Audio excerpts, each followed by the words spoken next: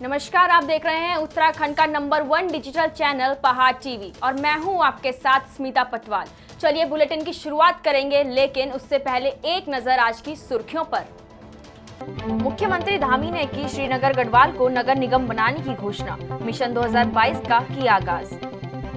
औद्योगिक क्षेत्र लातप्पड़ में एक फैक्ट्री में लगी आग, मौके पर पहुंची पुलिस। मौसम ने फिर ली करवट, तापमान में भारी गिरावट की गई दर्ज। प्रदेश के मुख्यमंत्री पुष्कर सिंह धामी ने रामलीला मैदान श्रीनगर में आयोजित जन आशीर्वाद रैली कार्यक्रम के बाद वीर चंद्र सिंह गढ़वाली मेडिकल कॉलेज श्रीनगर में Veer Chandra Singh Garhwali government institute of medical science and research की संबंधित अधिकारियों के साथ समीक्षा बैठक ली। उन्होंने कहा कि वो चाहते हैं कि अच्छे कार्यों को सराहा जाए। मुख्यमंत्री धामी ने कहा कि स्वास्थ्य के क्षेत्र से जुड़े चिकित्सक और पैरामेडिकल स्टाफ सरलीकरण, समाधान और निस्तारण के मंत्र के आधार पर लोगों को स्वास्थ्य लाभ मुहैया कराएं। उन्होंने कहा कि कॉलेज में सभी व्यवस्थाओं को सुचारू किया गया है। सीमा विस्तार किया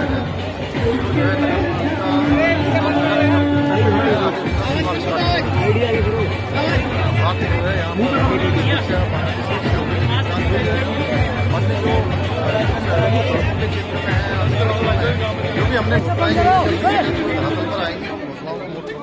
नगर निगम बनाने की घोषणा की, आप दोबारा बोलिए। हाँ, नगर निगम बनाने की घोषणा की गई है और नगर निगम बनेगा। मक्का मदीना और वेटिकन सिटी की तर्ज पर देवभूमि को गैर हिंदुओं से मुक्त रखने की कई संतों ने मांग उठाई है। हरिद्वार में संतों ने सन 1916 में मदन मोहन मालवीय और अंग्रेज सरकार के बीच हुए समझौते का हवाला देते हुए कहा है कि जब मक्का मदीना और वेटिकन सिटी में केवल इसी धर्म से जुड़े लोगों के प्रवेश की इजाजत है तो देवभूमि में भी इस तरह का कानून बनाना चाहिए। संतों के अनुसार हरिद्वार नगर निगम के बाईलाज में आज भी यह लिखा है कि गैर हिंदू हर की पैड़ी के 3 किलोमीटर दायरे में नहीं रह सकता। ऐसे में इस बाईलॉज को और विस्तारित कर राज्य स्तर पर इसे लागू करना चाहिए।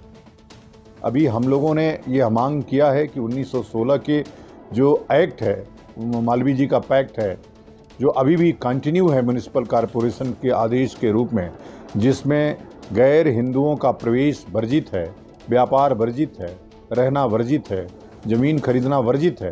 लेकिन अभी उत्तराखंड में चूँकि हिमालय हमारा देवालय है, यह हिंदुओं की पुण्य भूमि है, उसमें गैर हिंदू जाकर के फिर वही काम कर रहे हैं।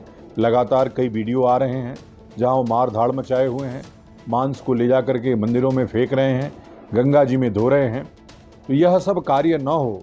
हिमालय चूँकि तपस्थली है, हमारा मंदिर है, हमारा देवालय है, इसलिए उसमें गैर हिंदुओं का प्रवेश वर्जित हो।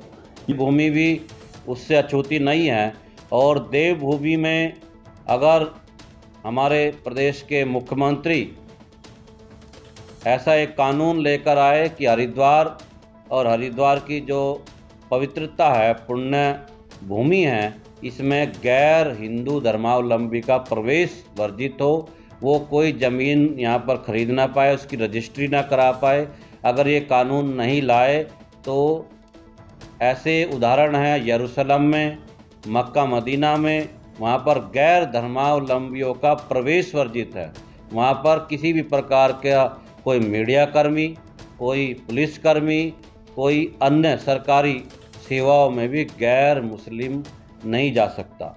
ऐसे ही ईसाइयों का बहुत बड़ा जो वेटिकन सिटी, जिसके नाम से एक अलग ही राष्ट्र की उसको मान्यता है, वहाँ भी यही स्थिति है। वो उनकी सरकार चलती है, उसको प्रधानमंत्री, राष्ट्रपति का दर्जा उनके पोप को है।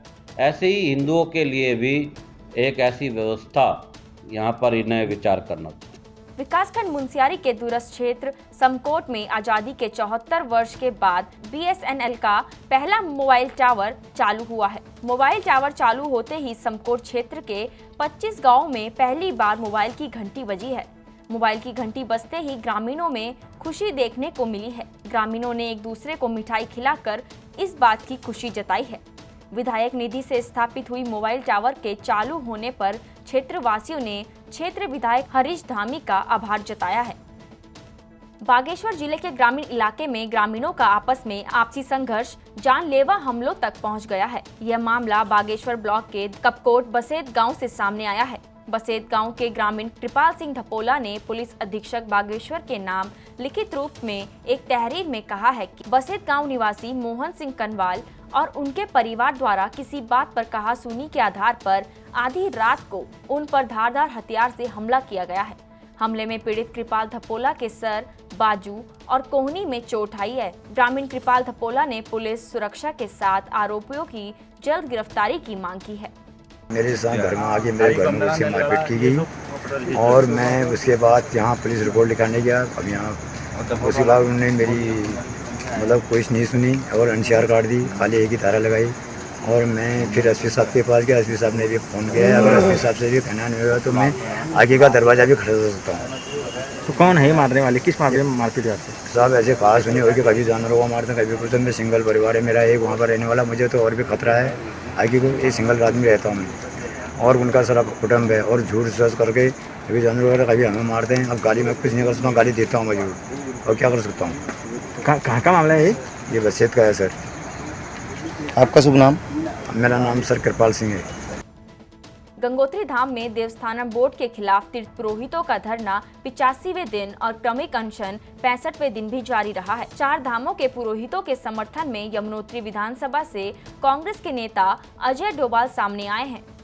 जो ये देवस्थानम बोर्ड काला कानून जो हमारे पंडित पुरोहितों पे जो थोपा है, इसका हम पुरजोर विरोध करते हैं और हम पंडा समाज के साथ पुरजोर तरीके से खड़े हैं। और मैं अपने सभी पंडा समाज को पूरा विश्वास दिलाता हूँ, अगर कांग्रेस सरकार आई तो सबसे पहले देवस्थानम बोर्ड को हटा दिया जाएगा, भंग कर दिया जाएगा। और क्योंकि हम सनातन धर्म में रहते हैं, सनातन धर्म की अगुवाई करते हैं। जब यही लोग हैं जो हमारा पंडा समाज है, यही सनातन धर्म की बागडोर संभाले हुए हैं, जब इनके हक हकूकी नहीं रहेंगे तो सनातन धर्म कहाँ से रहेगा। इसलिए मेरा आज भी बीजेपी सरकार से अनुरोध है कि अगर अभी भी थोड़ा सी बुद्धि है तो ये देवस्थानम बोर्ड को भंग करे और हमारे जो हक हकूकदारी है इनको बहाल करे, इनके हक हकूकों को बहाल करे। मसूरी में एक महिला ने ईमानदारी का परिचय देते हुए सड़क पर नकदी और जरूरी दस्तावेज से पड़े पर्स स्वामिनी को लौटाकर ईमानदारी का परिचय दिया है, जिसकी सभी लोग सराहना कर रहे हैं। मसूरी भाजपा महिला मोर्चा की अध्यक्ष पुष्पा पडिया ने आशा रावत के द्वारा ईमानदारी का परिचय देने पर उनके घर जाकर उनकी हौसला अफजाई की। आशा ने बताया कि पर्स में 7500 रुपए, पैन कार्ड, आधार कार्ड के साथ बेटे के स्कूल की फीस की रसीद थी। वहीं उनके द्वारा स्कूल की रसीद टिहरी बस स्टैंड में रहने वाली संगीता रावत का है। आशा रावत ने ईमानदारी का परिचय देते हुए संगीता रावत के घर जाकर उनका खोया हुआ पर्स लौटाया। विकासनगर के ग्राम प्रधान सेंज और अटाल के खिलाफ नोटिस जारी किया गया है और साथ ही जिला पंचायत राज अधिकारी जितेंद्र कुमार ने ग्राम प्रधान सेज और अटाल से 15 दिनों के भीतर जवाब मांगा है। खंड विकास अधिकारी चक्राता की जांच में 16 अपात्र लोगों को प्रधानमंत्री आवास योजना में ग्राम प्रधान सेज और ग्राम प्रधान अटाल में खुली बैठक में अपात्र लाभार्थियों के नाम प्रधानमंत्री आवास योजना की सूची में सम्मिलित किए। जितेंद्र कुमार ने बताया कि फ्रेडिस कपसाड़ एसोसिएशन की अध्यक्ष पूजा गौड़ की शिकायत पर चक्राता अनीता पवार द्वारा ग्राम पंचायत अटाल सेज में जांच की गई, जिसके चलते प्रधानमंत्री आवास सूची में 16 अपात्र लोगों के नाम डाले गए थे और 2 ऐसे लोगों के नाम भी सूची में शामिल थे जिनके पास पहले से ही पक्के आवास और दुकानें हैं। नमस्कार। जैसा आप लोग जान रहे हैं कि प्रधानमंत्री आवास में कितना बड़ा घोटाला मिल रहा है कि जो गरीब हैं बेचारे, जिनको एक्चुअल में मकान की ज़रूरत है, उनको किसी को भी मकान नहीं मिल रहा है। ऐसे कितने सारे लोग रोज़ मिलने आते हैं मुझे, और जो बेचारे उनके पास रहने के लिए छत नहीं है, ऐसे लोगों को न प्रधान हेल्प कर रहा है न शासन हेल्प कर रहा है। तो मैं आपको ऐसे ही लोगों से मिलवाना चाहूँगी। अब देखिए ये आई हुई है मिलने के लिए, जिनको बेचारी किराए के मकान में रह रही हैं और इतने सालों से रिक्वेस्ट करने के बाद भी उनको पीएम आवास नहीं मिला है। 4 बच्चे सर, मेरे पास ना मकान है ना कमरा किराए में, तब से जब से मेरी शादी हो रखी। और प्रधान को बोलते, प्रधान मना करते मकान को। कहाँ के हैं आप? अटाल के सर, अटाल के। अच्छा, अटाल में रहते हैं, बचपन से वहीं रहते हैं, मकान है नहीं अपना, इस किराए में रहते हैं। वहाँ पे बच्चे की पढ़ाई नहीं होती, कमरे किराए नहीं दे पा रहे। प्रधान सारे मना कर इनके बोलते तेरे को नहीं मिलेगा। स्कूल। कितने सालों से आप पीएम आवास के लिए? हमारे को तो बहुत साल हो गए, अब वहाँ तो हमारे को कम से कम 30 साल भी हो गए। 30 साल से कोई भी प्रधान ने आपकी कोई हेल्प प्रधान ने हमारी कोई हेल्प नहीं करवाई। जनपद नैनीताल के मिनी स्टेडियम बेताल घाट में आयोजित बहुउद्देशीय शिविर का जनपद प्रभारी मंत्री और परिवहन समाज कल्याण अल्पसंख्यक कल्याण मंत्री यशपाल आर्य और क्षेत्रीय विधायक संजीव आर्य ने संयुक्त रूप से दीप जलाकर विधिवत शुभारंभ किया। इस अवसर पर आर्य ने चापड़ बेताल घाट मार्ग के डामरीकरण कार्य के लिए 54 लाख रुपए की धनराशि देने की घोषणा की। मंत्री आर्य ने कहा कि बिना किसी भेदभाव के सबका चौमुखी विकास करना सरकार की प्राथमिकता रही है। उन्होंने कहा कि विकास की इस यात्रा को किसी भी दशा में रुकने नहीं दिया जाएगा। पहाड़ों की रानी मसूरी में एक बार फिर आज हुई बारिश से तापमान में भारी गिरावट दर्ज की गई। मसूरी में बारिश होने से लोगों को परेशानी का सामना करना पड़ रहा है। मसूरी में सुबह से छा रहे कोहरे और बारिश होने से मजदूर और गरीब लोगों को काफी दिक्कतों का सामना करना पड़ रहा है। मौसम विभाग के 4 दिनों के भारी बारिश की संभावना जताए जाने के बाद मसूरी में प्रशासन द्वारा मसूरी देहरादून ग्लोनी पावर हाउस के पास हो रहे भूस्खलन को लेकर प्रशासन और लोक निर्माण विभाग द्वारा भूस्खलन वाले क्षेत्र के दोनों छोर पर जेसीबी तैनात की गई है। आज पंच मंदिर समिति गंगोत्री के अध्यक्ष सुरेश सेमवाल के नेतृत्व में मुस्टिक सोड़ में चल रहे शिव पुराण कथा में उपस्थित सभी बड़ागढ़ी क्षेत्र के जनप्रतिनिधि और जनता जनार्दन के माध्यम से देवस्थानम बोर्ड के विरोध में आशीर्वाद और जनमत लिया गया। सभी क्षेत्रवासियों ने एक स्वर में देवस्थानम बोर्ड का विरोध कर आगामी भटवाड़ी में होने वाली रैली के लिए पूर्ण सहयोग देने का वादा किया। शोभन सिंह जीना विश्वविद्यालय के प्रोफेसरों ने विश्वविद्यालयों के खिलाफ मोर्चा खोल दिया है। कुमाऊं विश्वविद्यालय से अलग हुए अल्मोड़ा विश्वविद्यालय में शिक्षकों को विकल्प नहीं दिया। दोनों कुलपति प्रोफेसरों को लेकर गलत तरीके से रिपोर्टिंग कर रहे हैं, जिससे प्रोफेसर नाराज हैं। कॉलेज परिसर में प्रोफेसरों ने जोरदार प्रदर्शन कर कहा कि 6 सितंबर की बैठक में अगर कोई निर्णय नहीं लिया गया तो उग्र आंदोलन होगा। विश्वविद्यालय में, इससे पूर्व आगरा विश्वविद्यालय के टाइम में और अभी कोटद्वार में स्थापित हो रहे विश्वविद्यालय श्रीदेव सुमन में जो है सभी को विकल्प दिया जा रहा है। तो यहाँ पर एक तरफा निर्णय अल्मोड़ा पिथावड़ कंस्टिट्यूंसी के लोगों के साथ पक्षपातपूर्ण निडर है। इसमें सम्मिलित सभी लोग जो हैं उनके द्वारा वास्तविक तथ्यों को शासन पर प्रेषित नहीं किया जा रहा है। इस स्थिति में उसके विरोध में हम यहाँ पर बैठे हैं और 6 तारीख को होने वाली बैठक में अगर ये निर्णय बदला नहीं गया और शिक्षक हक में नहीं लिया गया तो इस आंदोलन को हम क्रमबद्ध तरीके से लगातार जारी रखेंगे। डोईवाला के भानेवाला में 12 साल तक के बच्चों को आयुर्वेद की दवाई पिलाकर बच्चों की शारीरिक क्षमता को बढ़ाने के साथ ही रोग प्रतिरोधक क्षमता को भी यह दवाई बढ़ाएगी। आयुर्वेद विश्वविद्यालय हर्रावाला के डॉक्टरों ने बताया कि बच्चों को कोविड की संभावित तीसरी लहर से बचाने के लिए ये दवाई बेहद कामगार सिद्ध होगी।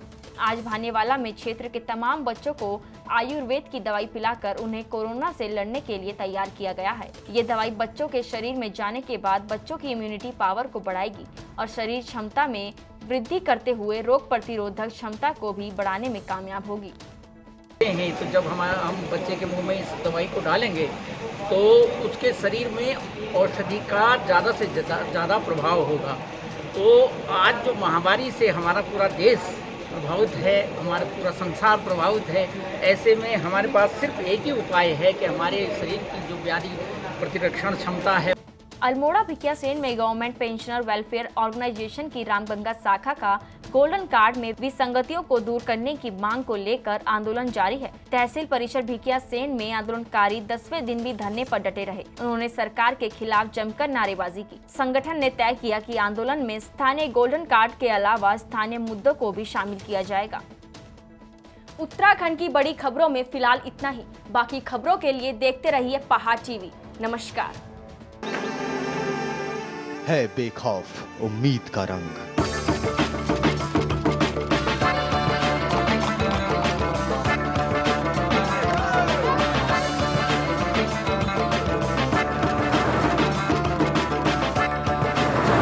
है आस्था भी।